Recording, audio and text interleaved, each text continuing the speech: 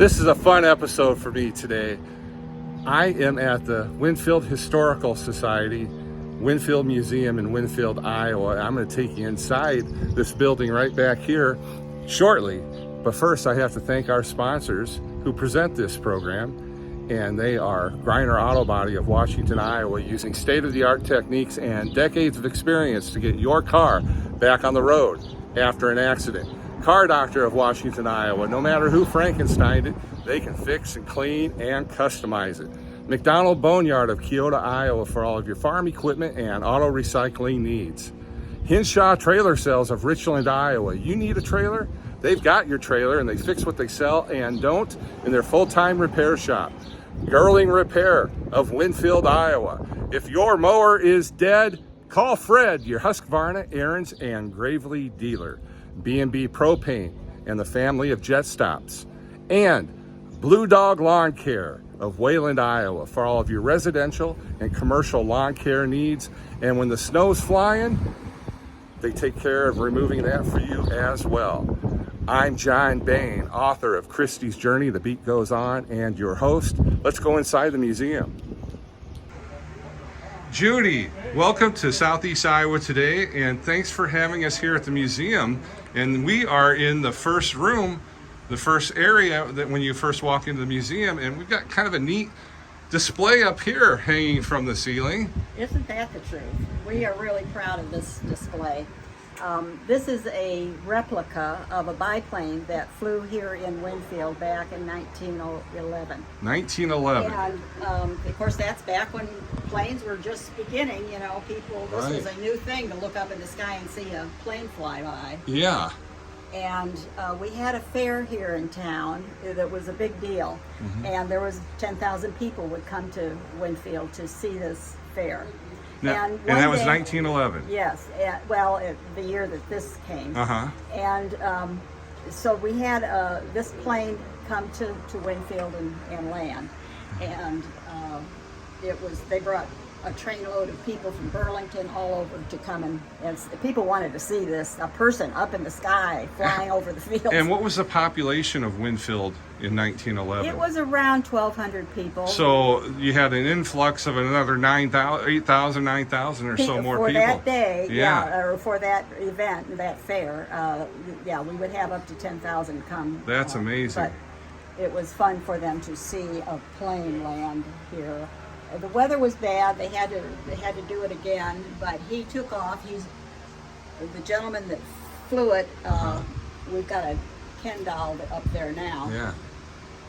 This is a 1/16th replica dimension of the yeah, I'm sure it wasn't G.I. Joe who flew it that day. About back then. But he's doing a good job today. Today he's sitting up there proud. Yeah. So Bill Kloffenstein, a former board member here, and his wife Carol and Gary Miller set up tables in his garage and worked on this all summer.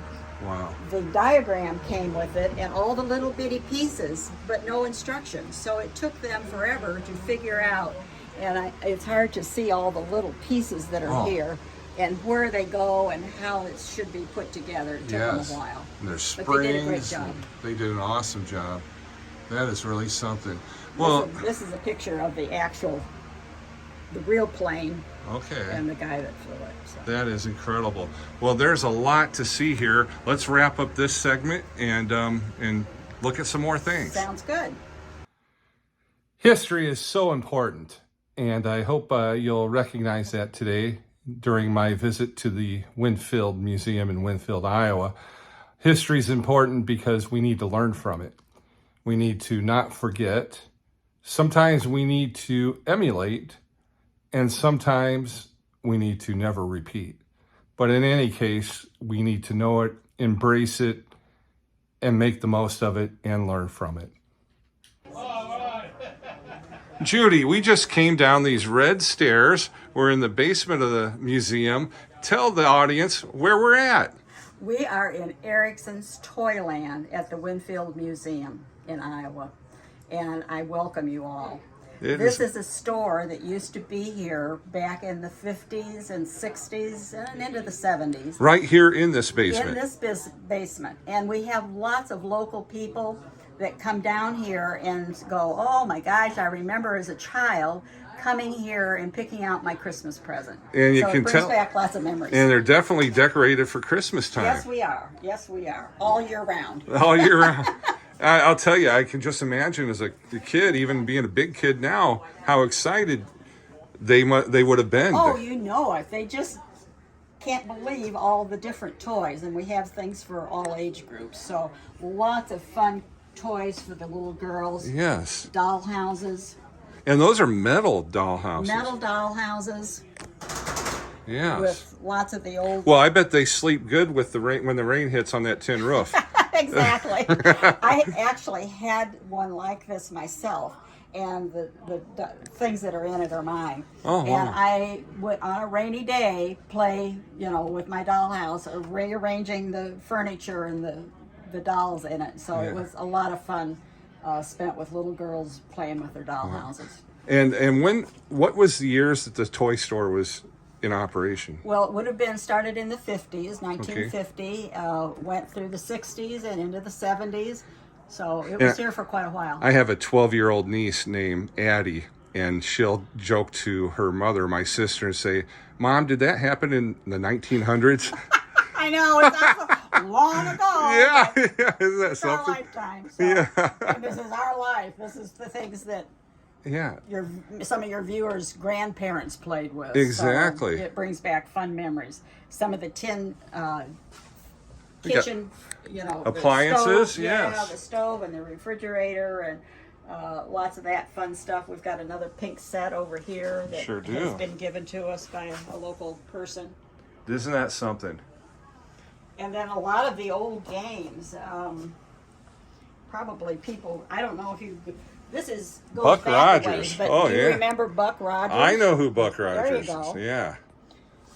Skunk. I think that was very popular back in the day. Neat. And I was looking up here. Look at this. Mr. Potato Head presents Willie Burger with his friends Mr. Ketchup Head and Mr. Potato Head. That was quite a combination right there. Yeah, it is. That's for sure. Lots of the old dolls, storybook. A couple of these were mine. My grandmother crocheted this dress. That's beautiful. But the Tony doll and the Tiny Tears were so popular. Dr. Kildare was a TV show. I don't know. Yeah, back in the 60s. Yeah, you remember that. Why, this is a Dr. Kildare doll, so. Oh, do you know much about that? Was it just something that... It was a popular show back in the day, and in fact, I don't know, your camera probably can't see the picture of the star that was in it. Yeah, What was his name? we'll zoom in on him a little bit. Yeah. There he is. There he is. And also another popular one that there was a doll made after. Dennis the Menace. Dennis the Menace, and that was a popular show back in the day. And when my nephew Joe was a little younger, I always told my sister she should dress him up like Dennis the Menace. It'd be the perfect Halloween costume. Good idea. Well, let's see. We've got a lot of the old pull toys here. Oh yeah. That's one of my wife's favorite. She loves that. Made noise, and did different things that the little tykes would play with. So right. And the clocks. Lots of good Fisher-Price toys. Learn how to tell time with the. Everybody has their clocks on their phones and stuff now, and it's a different world back then. Yeah. And then over on this side, we've got some of the boys' things, little farm animals and things to play with. Got the whole barnyard there. I particularly love the old Viewmasters. You can buy these cards, and you would go to, they had them in cartoons, they had them for national parks. You could travel the world on your Viewmaster. Yeah. And what captured my attention in these when I was a child was the three-dimensional. The ball was coming out at you. Yes. And that just fascinated me as a child. And then you would pull those out and look at them and go, how does that work? Click that down and you'd have a different picture each time. And it's just a tiny picture, but they have the magnifiers inside. It's amazing. It was fun. Yeah. Hopalong Cassidy, he was a favorite of mine. I loved Hopalong, so we've got a few Hopalong Cassidy things. That is neat. Lovely collection of, these are not old, they are reproduction of the old cars. Okay. A board member had made these and put together in a kit, and they're beautifully done. The doors open, and so we have a lot of those. We put them out during Crooked Creek Days when they have a car show here in Winfield. Oh, yeah. And on Sunday, we have a lot of people that love the old cars and come to town to see that. Oh, so. yeah, yeah. Well, this is just incredible. What's your favorite toy? Oh, dolls. Dolls. I'm a doll person. Okay. Yeah, love the dolls. So Awesome. I'm big on the dolls over there. But there's all kinds of fun stuff. Yeah. You remember Lassie? That Oh, was another yes. fun TV show. Yeah. And boy, I always wanted a collie dog when I was a little girl. Oh, yeah. Here's another Dennis the Menace comic books. Boy, that's going back. 10 cents for that. Yeah, that's going way back. Yeah. Isn't it? And we've got some old sleds down here, one of which was purchased here at the store back in the 50s. Wow. And a kind of a cute story that one of our board members had seen this sled in the window back in the 50s as she was just a little child and would walk home from school and see that sled. Oh, I want this sled for Christmas. Wanted that sled, told her folks, I want that sled for Christmas. Wow. Well, she came by one day and the sled was not in the window anymore. Uh-oh. Oh my gosh, cried, Mom, the sled is gone. It's gone. Somebody's bought it. I'm not going to get that sled. But lo and behold, her mom had gotten it. And Christmas was a very happy Christmas for her. So I bet so. She had the sled. So it's That's a cute awesome. story. That is cute. That is cute. Well, you got just so much. That Lots has of to. fun stuff. That looks like that might have been Howdy Doody. You are correct. Wow. WGN TV in Chicago. That was such a popular show over in the Chicago area and probably all over. But Howdy Doody, and that is a Howdy Doody. Do you know how many freckles Howdy Doody had on his face? No, I don't. Are you going to educate me? Yes. Well, Yeah. how many? At the time, you have to remember, the United States did not have as many states as it has now. But at that time, he had 48 freckles, one for every state. I love that story. I love that story. Okay, 48. I don't think that one has any. Yeah, he doesn't have any, We but- need to change that. Yeah, Oh. but 48. Oh, that's good. So that was trivia. before Alaska and Hawaii Yeah, were in the Union. exactly. I love that story. Yeah. Well, this is just really fascinating. It takes me back. I see a lot of Christmas decorations and such that I definitely remember as a child growing up in the early 1970s. Yeah, You know. the decorations were different back then, Yeah. but maybe not in our minds today as beautiful as the things that we're used to now.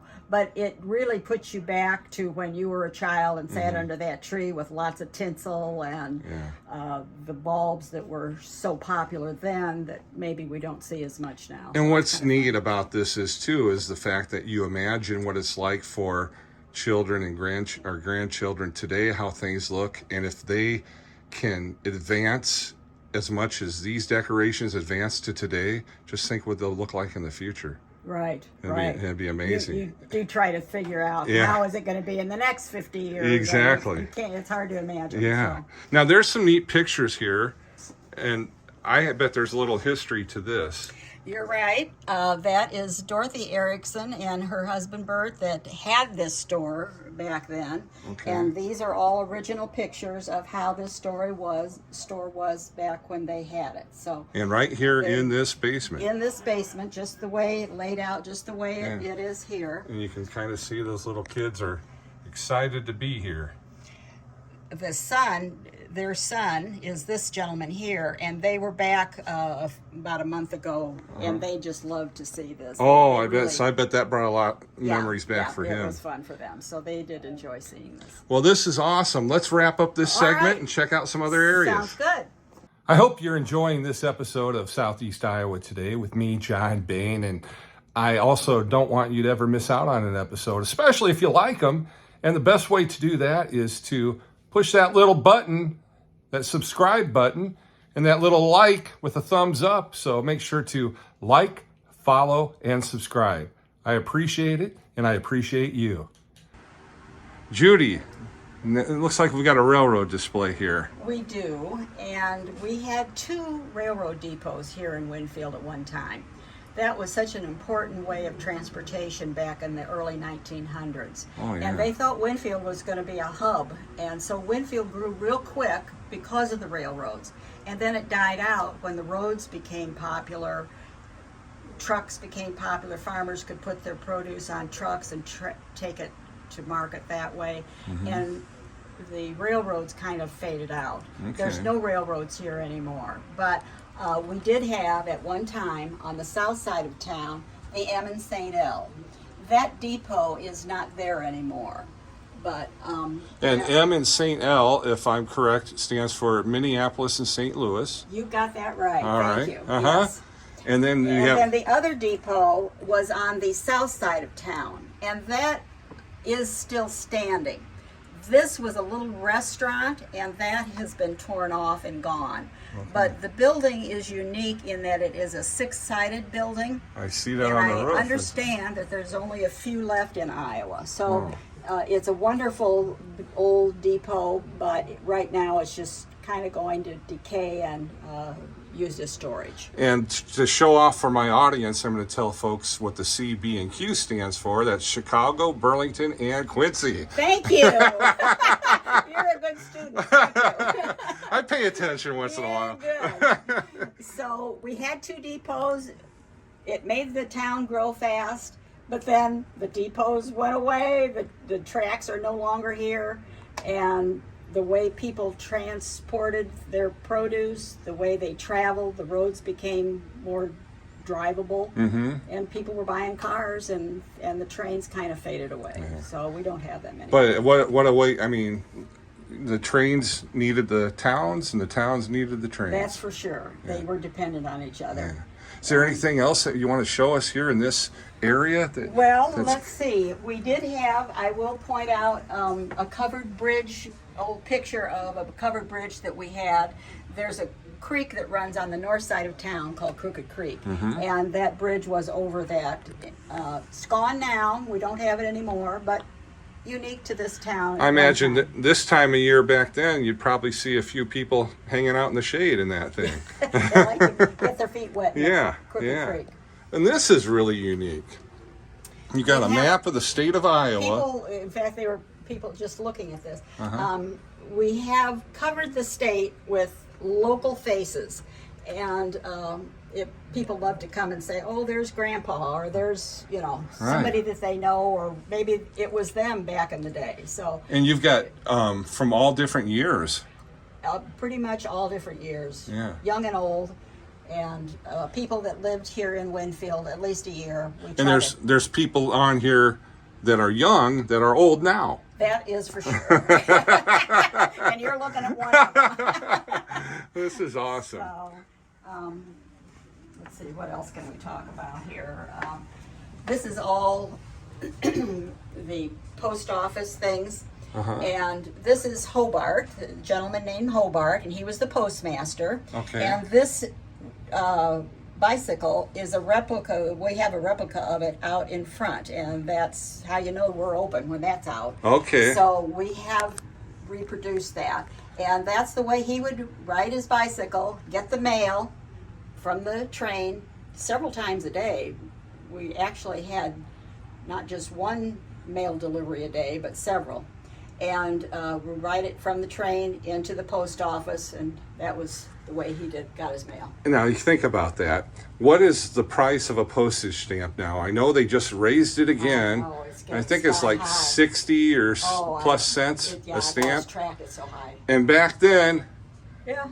Mr. Hobart here was going 2 or 3 times a day and delivering, and a stamp was what, a penny maybe? Yeah, probably. Yeah. I will point out, we had a amphitheater here, an auditorium. Oh, nice. 300 people would come on the train again, come into town, go up and watch their performances. That we would have people come and give performances every Saturday or Sunday. Mm-hmm. And that building is gone again, but that's the way people got their entertainment back in the day. No TV, no radio. Right. You would come to watch live performances. That is awesome. And wow, you've got some really neat posters from. These are beautiful posters. I will point those out. The artwork on these, I think, is exquisite. It's incredible how well art was. Oh, it's so different. Printed so and beautiful. Yeah, I thought. yeah. Beautifully done, and we've got always several different ones. This was a church organization. It didn't last very long, from 1918 to 1920, but they had such beautiful artwork on their posters. Always very flattering and always very realistic looking. Yeah. You know, Yes. very nice. I agree. Beautiful. These, I will point out some Masonic things here. Mm-hmm. We are located in the Masonic Temple here in Winfield. It's the only 3-story building in town. Okay. We're very tight. We rent from them a space, and we are in the process of building or refurbishing, I will say, an old building across the street and down a block north. And so we've got new windows in, and we're very excited to eventually move over there. We're raising funds to get the tin ceiling redone and do some work inside. I am very fortunate that I have an audience that is all over the United States, also here in Southeast Iowa, and I even have different countries across the world Wonderful. that watch this podcast. Anybody that's watching this right now would like to donate. Is there a way to get a hold of the museum so that they could send a check or We would whatever? love it, and we are desperate for money. We are a small community, so it's very hard for us to raise the money that's needed. But it is going to a good cause, because we're going to save an old building, put it to good use, and we desperately need the space. So the Winfield Historical Society, P.O. Box 184. Okay. Winfield, Iowa. Well, I'm also going to have that information on the screen. Thank you. So the folks can see it too. We would appreciate it, and we would be very, very grateful for anyone that can send us some help. It will definitely go to a good cause in preserving our local history, and I think that is so important in these days. It is, because in these days, a lot of people are trying to revise history, and you have history right here I that agree. It's real, and we need to preserve it, and we need to learn from it, and the good and the bad, so that Exactly. we continue to do the good and we don't do the bad, but at least we know what happened and we can agree. avoid it. Let's try to learn. Sometimes we forget. Yeah, If exactly. we can remember and learn from our history, and then teach how to go forward. Mm-hmm. There's a lot of lessons to be learned, and a It lot of truly good is. lessons too. So All right, well- yeah, we're working on it, and any help that you can provide, we would appreciate. All right, well, let's wrap up this segment and check out some other stuff. Okay, thank you. Mm-hmm. Judy, earlier we were talking about the Eastern Iowa District Fair, and you've got more information and a display on that. Well, it was a big deal here. Was over 50 years in Winfield, from 1882 to about 1935. And again, 10,000 people come to Winfield to enjoy the fair. We have a picture of when the plane landed. Wow. There was a hot air balloon here. There was a big horse track, and there's this big amphitheater with people visiting the fair. It was kind of like a state fair. It was Kind of like Old Threshers. yeah, like Old Threshers, if you're familiar with that. There was hogs, and there was chickens, and flower room, and the horse track, of course. So lots going on. Yes. My favorite picture, I'll have to tell Oh, you about yes. this one, is the cow and the horse teamed together, pulling a drink wagon.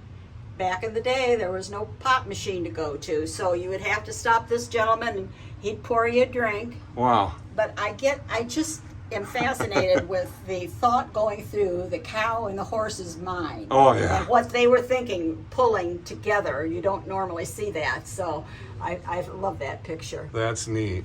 Above it is a picture of the people that would, look how deep around the ball field, people watching, and I don't know if you can pick out the old cars that were there, but And look how dressed up they were. yeah, long white dresses and suits and hats and hot and yeah. how did they do it? Yeah. Okay. That's amazing. Well, show me around some more. Come back to our back room. Okay.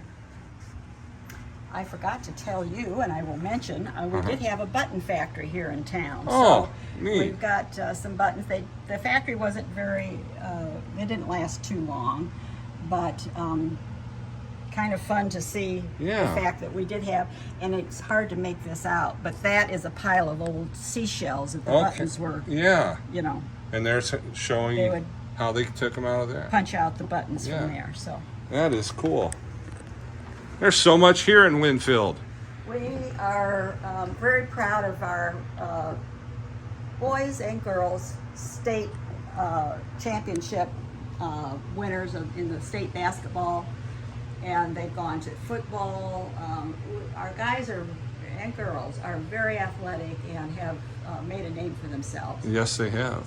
In 1995, both the girls and the boys won state basketball, and we were the only town, and that record may still hold, I'm not sure about that, but we were the only town that had both of them win that same year. That's pretty amazing. And it's pretty amazing for a little town like we are and to do that. Still to this day in 2024, you've got great athletes and great students. Absolutely. Our boys have done so well just this past year.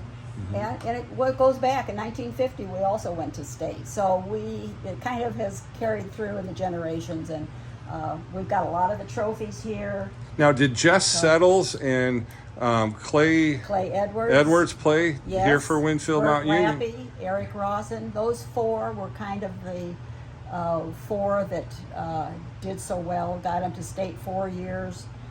They weren't all on the And then final team. Clay and Jess went on to college careers too. They did go on, and as all the boys, all of them did. All four of those went on to play ball in college. So that's pretty incredible from one little town. It was amazing. Yeah. It was so much fun to watch because they were such good players. Yeah, and there's more coming. I mean, there must be something in the air. I think it's in the water. In the water.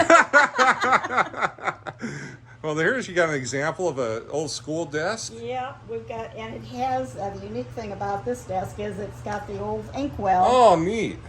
So that was the way you used to do things. And they probably wrote in cursive too. Yes, they did. Yeah, it's amazing. Our kids need to learn. Yeah. Well, you know what they say. As we get older, and if we want to take over the world from the young people, we just write everything in cursive and drive a manual shift car. There you go. Lost arts both ways. Yeah, sure. yeah. Well, this is incredible. Do you want to show me? There's an area over here that's got a really neat quilt on the wall. This way. Yes.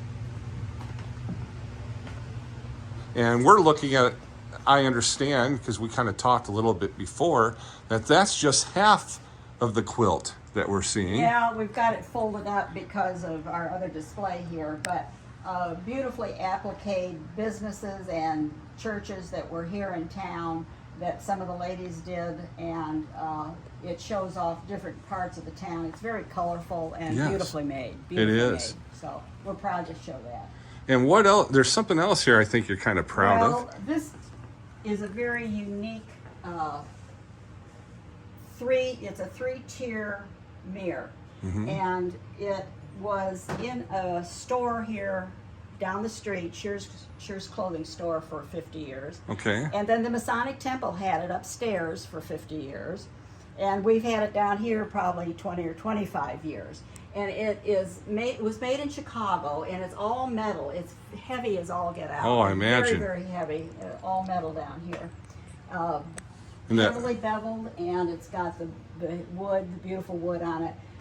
It's a beautiful mirror. We've kind of got it covered up right now with so much display. We need more space. Yeah.